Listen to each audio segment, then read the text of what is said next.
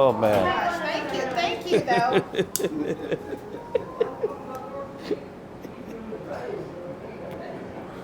So Joseph, Colombia.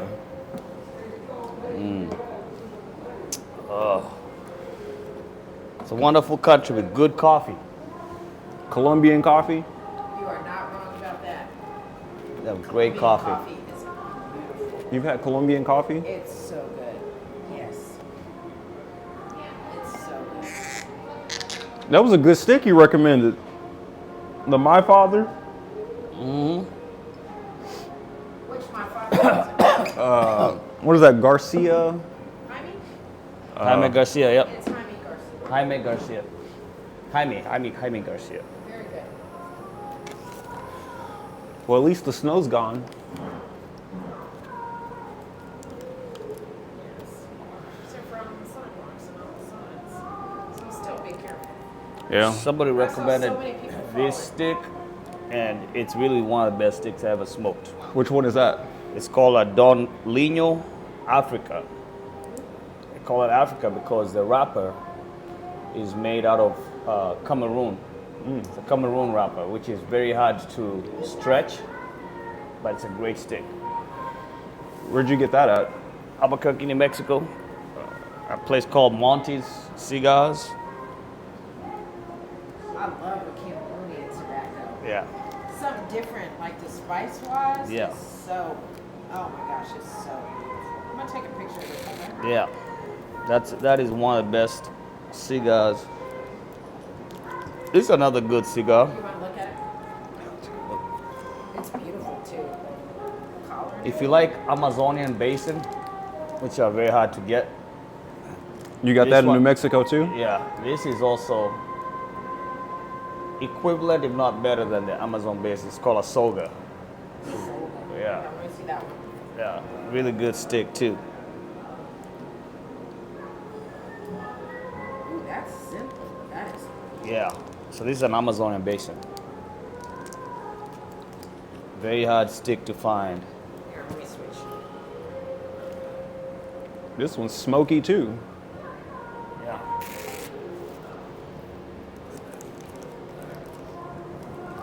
So you were saying you know who at Uchi? My son-in-law. He is a sous chef. He worked himself up to that.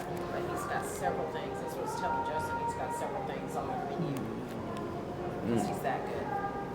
But, you know, I don't mean to suit my kids more. It's like, I love them. And he's so good at what he does. Liz, I may have to get you this mic. You still a little soft spoken. Yeah. Your mic all the way over there.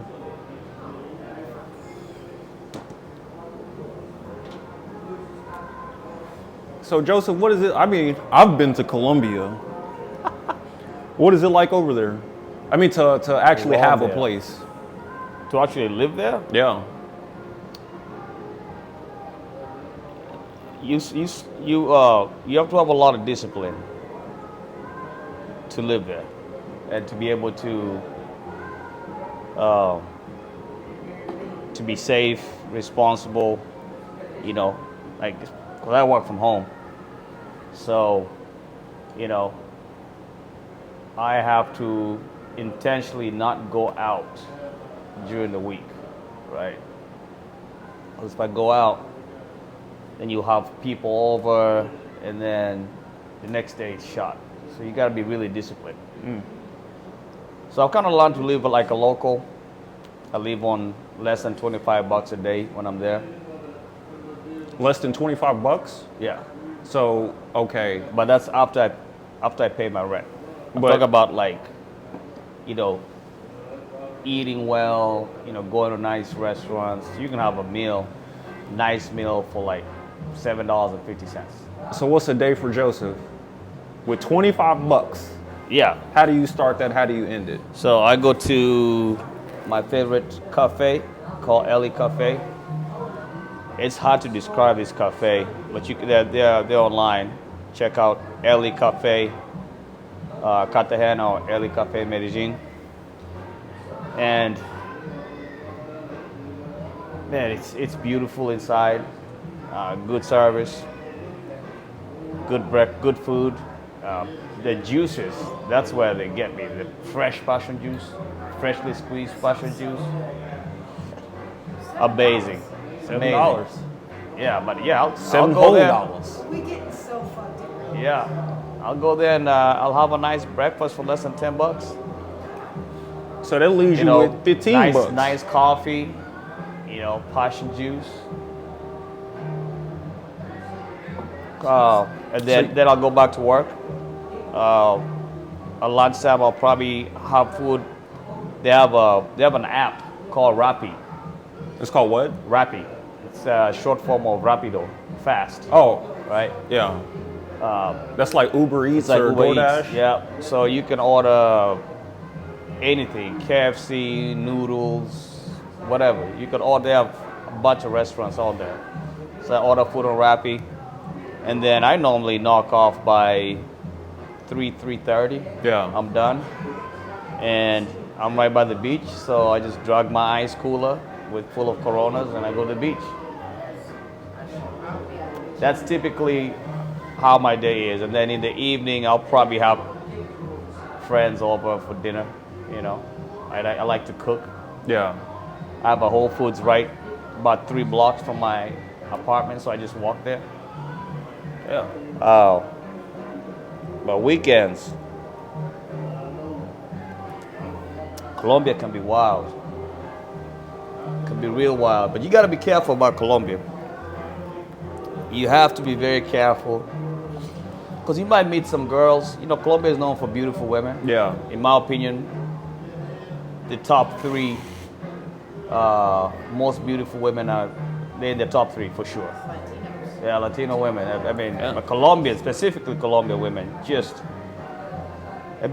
meet them at the grocery store. She's the clerk work at the grocery store. She's maybe work at the pharmacy, and they just blow your mind. You like, how can this country have so many beautiful women? They're just breathtaking. They breed women to be Miss Universe. Oh yeah, They breed them? Like that's what the whole thing is, a Miss Universe Colombia. Like that's what their women have won Miss Universe. They're absolutely. They're stunning. gorgeous.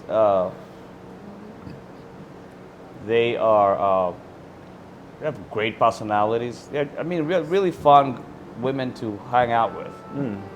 My only beef with Colombian women, I know this is not all of them. I hate to paint. I would say, like, if you're an American, they automatically assume you have money, right? And they will try and squeeze anything they can get out of you. There's always gonna be a sob story. The sob story is coming. You met a girl, and 2 days later she'll hit you up saying my mother's in the hospital, or grandmother is in the hospital, or something is always up. But they're poor, right? It's a poor country with the average income for a Colombian is $450 a month. The average rent in Colombia is about $250 a month. So that means the $25 a day for us seems like nothing, but to them. To them, that's a lot of money. Living on, Oh yeah. living high on the hog. Yeah. Yeah. So for men, and I'll say this also. Okay, for men going there, it's easy for us to date because we have the means to date, right? We can take them to a nice restaurant. Even if you take it to a nice steakhouse, you still probably not gonna spend more than $200. If you spend that much, you probably order like expensive bottles of wine or something, right? But you can go to a nice steakhouse and spend like $130 Which is for half 2 of- people. Yeah. That's half of what they make. That- what less they- than half of what they make a month. Yeah. So Jeez. now for women who go to Colombia, American women, this is just me having conversations with them. They have a hard time dating in Colombia because the men can't afford to take them to a nice restaurant. They can take them to a local restaurant, But why would a woman? Well, I mean, I feel like they would just go to a resort and stay on the resort the I'm whole talking about the time. women that live there, Oh, right? For them, it's tough to date. The American women that live there, it's tough. so for you them have to date. American women living in Colombia. Oh yeah. There's a huge. And they're trying to date Colombian men. Yes, they've tried. It doesn't work very well just because of the financial dynamics are different. But if if you're going to a nice steakhouse and it doesn't cost that much. But the Colombian man can't afford it. You talk about a guy who makes $400 a month. He's not gonna afford to, basically spend a week's pay to take you out to a nice place. Where would they even meet at?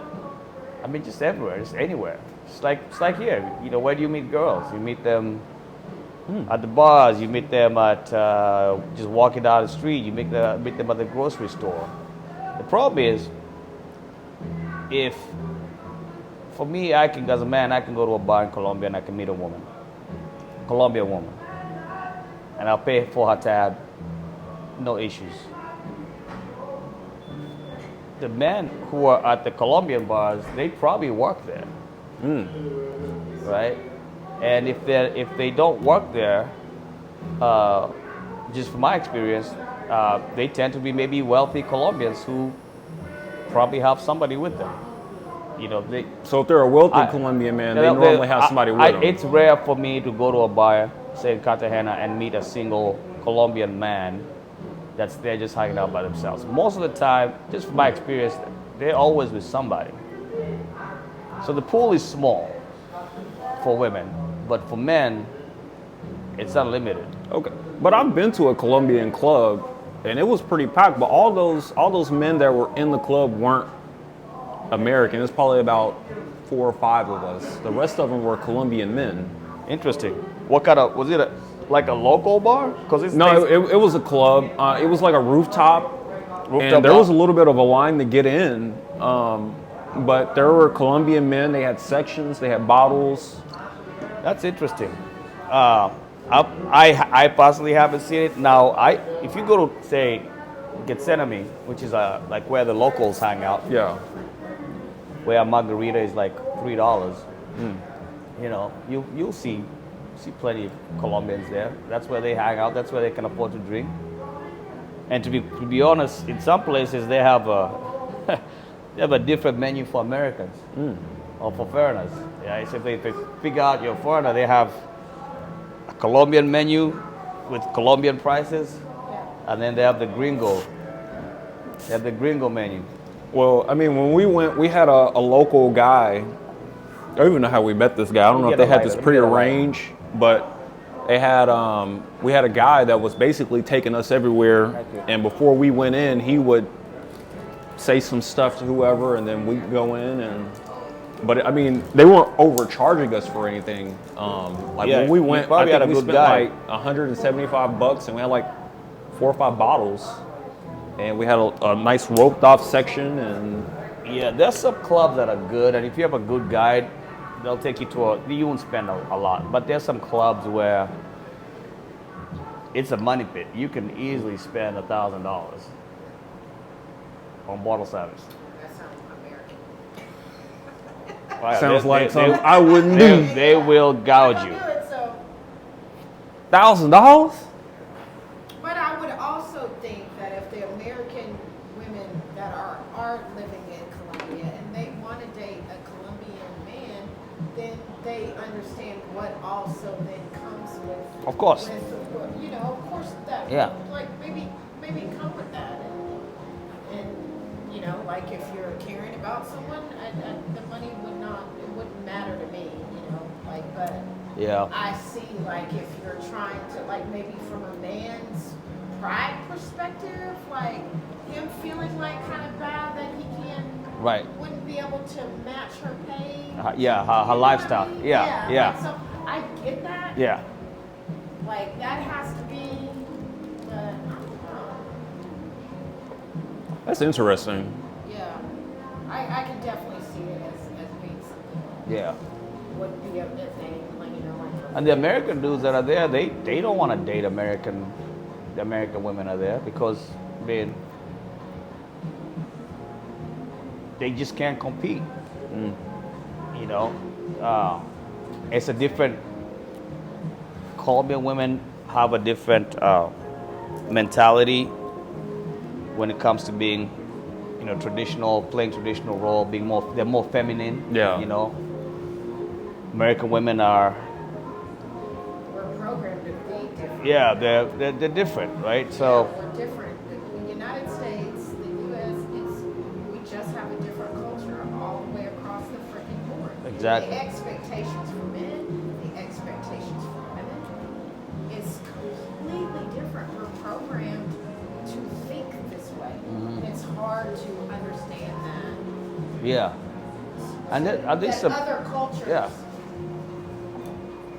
I have so much respect for so many other cultures, Yeah. the way that they do things. United States it's very stressful for us here. It's a very stressful culture. Yes. The new American dream is to get the fuck out. There is no American. That's the world dream then. The new American dream right now is, especially for black people, Amen. is where else can we go and live and not feel like we're constantly under attack. Get out of survival. Well, Yeah. because Because we're really in survival mode. Since we were born. Yeah. We well, may have all had different experiences, but we're all black. And all of it that comes with that is Yep. constantly, that's how I was telling somebody, just being a woman anyways, we're always on guard. But like being a black person in America is so, it's high alert. It literally is. It's high alert at all times. No wonder we died. Yeah. When I turned 40, I asked these two older brothers at the Cigar Lounge. I asked them, they're in their 50s, and I asked them, what advice would you give your 40-year-old self? And they both said the same thing. They said, your health. they say what? Your health. Oh, health. Take care of your health. We just had a DJ in Houston, right? Died at 55 of a heart attack. I mean, we have the highest rates for high blood pressure, diabetes, cardiovascular diseases, and all that is lifestyle, but a lot of it is stress, because stress will kill you. Because we're always Well, it's It's stress too, but you also got to think what our companies are feeding us. Like, I look at a bag of chips in Colombia, I look at the ingredients, and it's damn near half the size. And I'm talking about like Takis, Doritos, whatever that is. It's just half the size of the ingredients that we have over here. Food is one of it, but really, I have a friend in Cartagena, Colombia, and he's from Chicago. His name's Fred. Fred told me when he moved to Colombia, within 30 days, his high blood pressure was gone. Yeah, of course. He has no high blood pressure anymore. Lived with it for years, right? Going to the doctors, being on pills, completely gone. So why is that? How does a 50-something-year-old man who's had high blood pressure for many years suddenly cures himself by moving to a different country? It's all the things. That tells you there's a lot going on here. It's all the things. It's just a constant loop of the fact that they're trying to purposely keep us sick Right. to help the pharmaceutical companies. So everything they're putting into us, our air, our food, the constant, we gotta work and grind and grind and Social grind and media, grind. All of it. technology. It's to the fact. And we're not eating anything. I was telling Tia this the other day. We're not eating stuff that's alive anymore. Like when you eat like a peach, when I was a kid, I could eat a peach and it would, oh my gosh, juices, and it tasted like a peach. Yeah. Now But it's different. It's water. You can't eat it. What is it? So you know, like how in America when you go to the grocery store, you buy some eggs, Yes. you have to put it in the refrigerator. Yes. Well, in Colombia, you buy a tray of eggs, 2,000 eggs, and you just put them on the counter. That's right. And their have yolks to refrigerate are eggs? bright yellow. They taste amazing. Damn. That type of egg is more expensive here in the U.S. and you still have to refrigerate it. You know, you'll spend like $9 for a dozen eggs for really high quality eggs, and I will spend maybe $3 on 2 dozen eggs in Colombia, and I don't have to refrigerate it. Other than that, the health care system in Colombia is far superior to the U.S. So every Colombian is covered by health insurance, right? So as a foreigner, you have to purchase health insurance, but you can purchase health insurance for like $500 and it'll cover you for the whole year. Damn. And that'll cover medical, dental, vision, everything. They have Colombia is leading right now in stem cell therapy, right? So there's people who've been able to reverse their diabetes by having stem cells injected into their pancreas. And Medellin is #1 for medical tourism right now in the world. People go there and they get treatments that are not FDA approved, but they work. Well, you don't need FDA approval over there. No, you don't need FDA approval over That's there. just here. But the healthcare system is much, much, much better.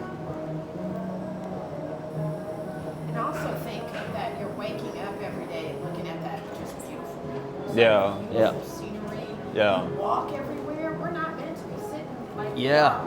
all fucking day long.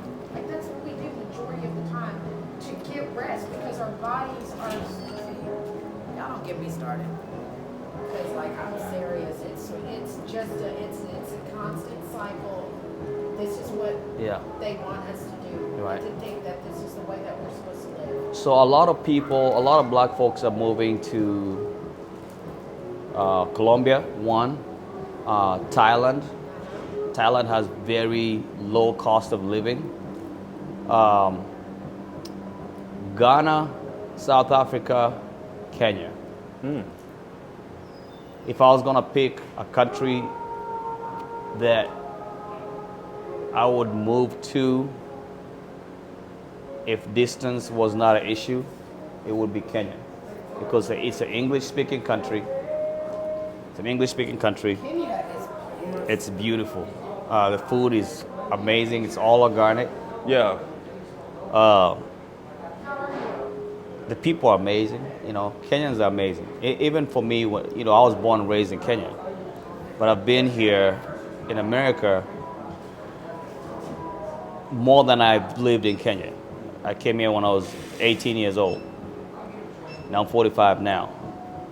And when I go back, there's about a week period of reprogramming. You realize how stressed you are and how alert you are. You know, like somebody walks through the door, you're looking, who the fuck has walked in, and you're eyeing them up and down, make sure they're not a threat. That all disappears down there. It's safe. The people are not aggressive. You will rarely, I mean, I've seen one fight at a club. Since I've been going back to Kenya, I've seen one fight, and it wasn't even a fight. It was just some drunk asshole who, you know, decided to sucker punch somebody else.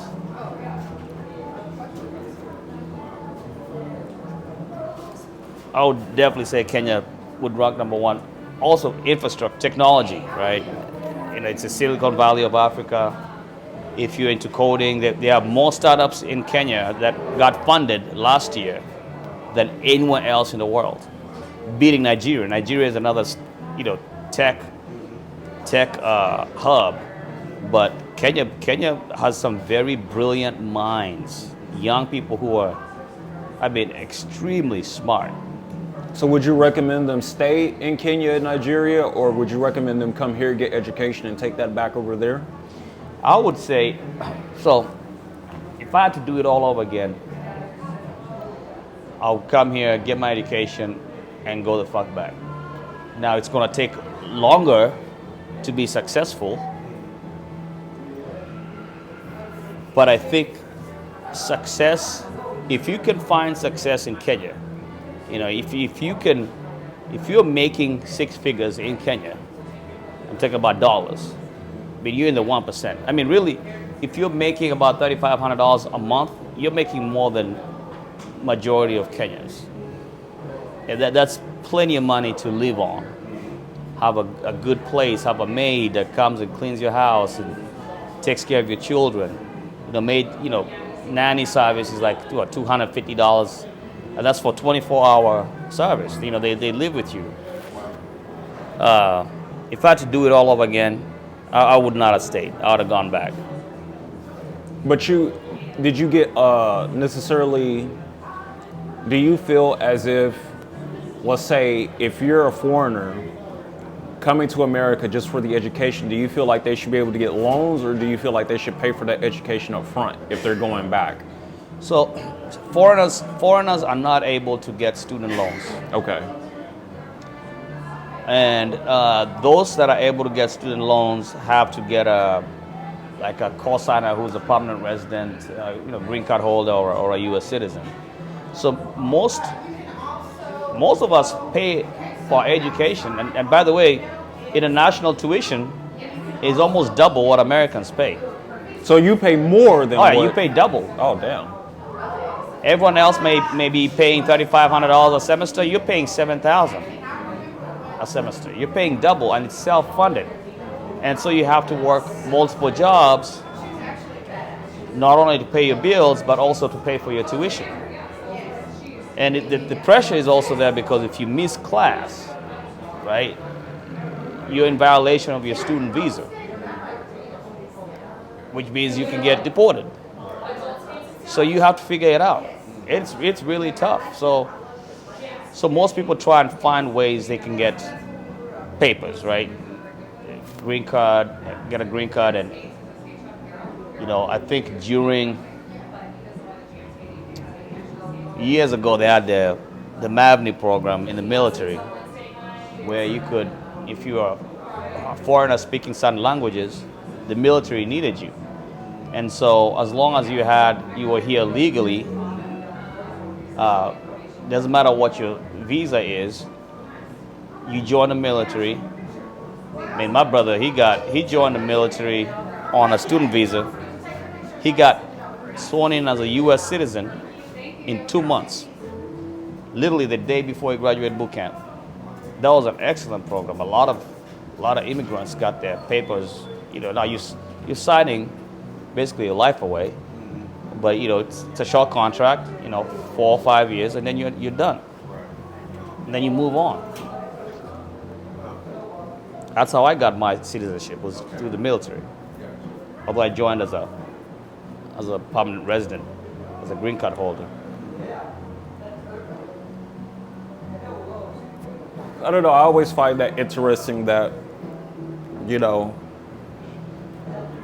we want people to come here and take it, which I feel like there's a lot of perks to having international people come here to get an education, because most of them, they end up staying and working here.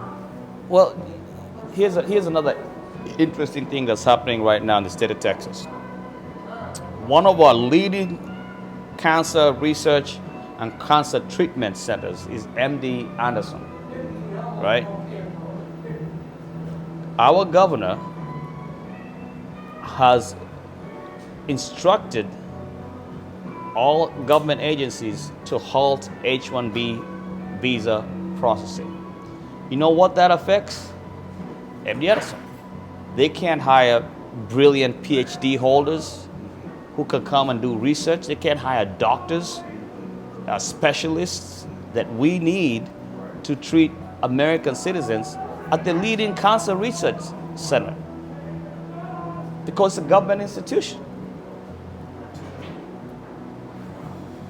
I mean, it is absolutely sad that America right now is so xenophobic, so racist, that they would rather their population die of cancer than let, say, an Indian come to this country and be a cancer doctor. It's insane. Not to mention that an employer has to pay $100,000 now to sponsor H-1B employee. You have to pay out of pocket $100,000 just to get an employee, and you don't even know whether it's going to work out or not. And they can't transfer that H-1B to another employer. I think we're in deep trouble in this country. And I don't think most Americans really understand how much trouble we're in. I mean, we're talking about taking Greenland. We're talking about taking Greenland. A NATO company, a NATO country. I get the fact why we need Greenland, but to take it. Well, we're back into imperialism. And they're so open about it now. They don't care. There's no hiding it. Just like racism now, there's no hiding it anymore. They're out in the open. Well, I feel like if you're a racist, and this is just my personal opinion, I feel like I don't have a problem with you being racist. You know, that's your prerogative, that's your choice, that's your belief. I mean, we live in America, you have the right, well, you don't have the right, but you know, you have freedom to be racist and feel how you feel. That's the country we live in. What I have a problem with is when you take your racism into the workplace, into where you're making decisions that affect other Americans. Other people, yep. I feel like if you're working at a place where you have authority or you have whatever it is, racism needs to be checked at the door because you have a job to do. And then when you go home, you can talk as much racism shit as you want. You know, you tell me you're racist, cool. I understand that. I understand you don't want to be my friend. I don't want to be your friend. We don't have to you know. But when you bring it into the workplace or you bring it into policy or you bring it into decisions, that's where we have a problem. Because I feel like everyone has a sense of racism in them. Everyone wants to see their race do good. That's inevitable. You can't fight that. I think what you mean, everyone has bias. Everyone has some sort of bias. It's the bigotry. Yeah. That's the problem. Yeah. And I feel like people confuse bigotry and racism as the same, and they're two totally different things. Because there's some people that are racist that can do their job. They'll give you the bank loan. They'll give you adequate health care and all of that. It's when you have bigotry in it. Oh, I'm going to purposefully hold you back. It's a difference. One thing I do like about the cigar culture is that shit is checked at the door. You come in here, you smoke a cigar, you have conversations with strangers. It'll be very hard for you to be a bigot and bring that shit here. Because you'll be called out real quick and you probably will be asked not to return.